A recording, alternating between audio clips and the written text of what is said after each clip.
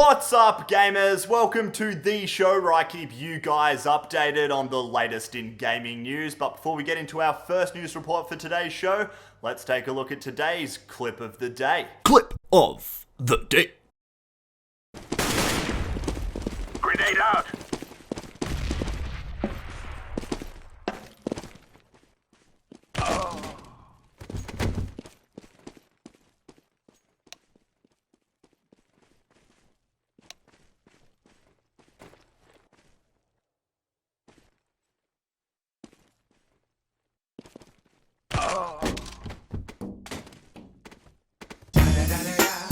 It's the motherfucking D.R.E. Dr. Dre, motherfucker. You know I'm mobbing with the D.O.double-G.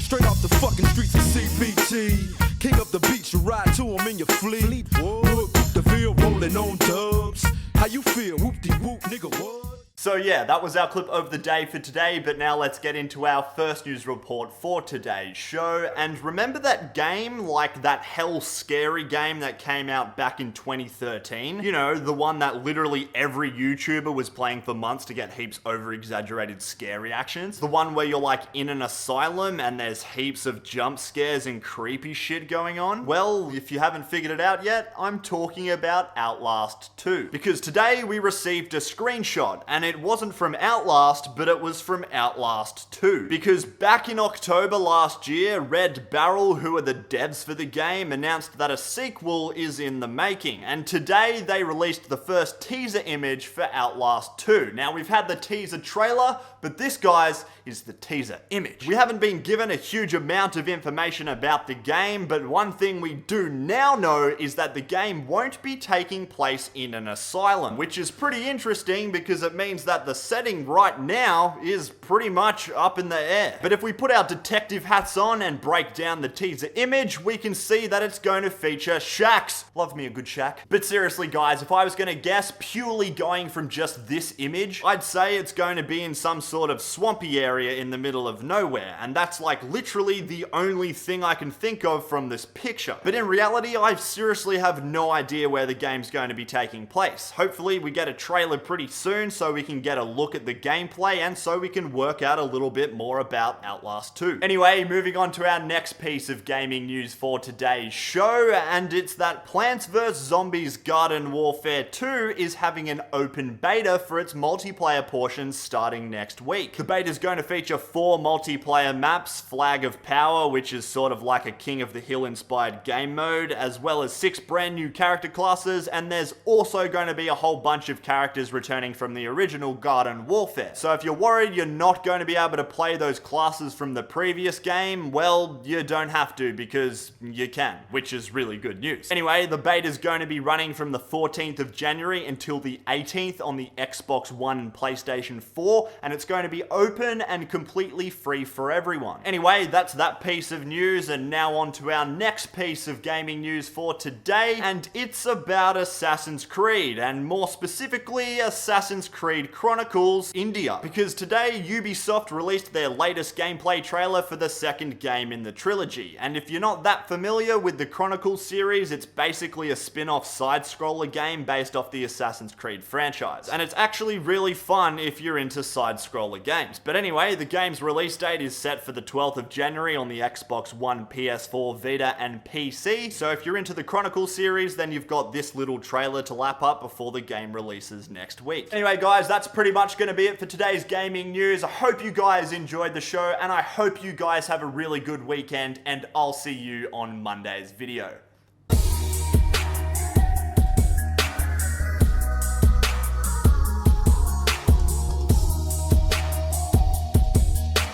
But one good thing that came out of the attacks is that PlayStation today announced that PlayStation Plus, PlayStation Now, and video rentals on PlayStation will all be receiving an extension to their services due to the outage, which is pretty good news and means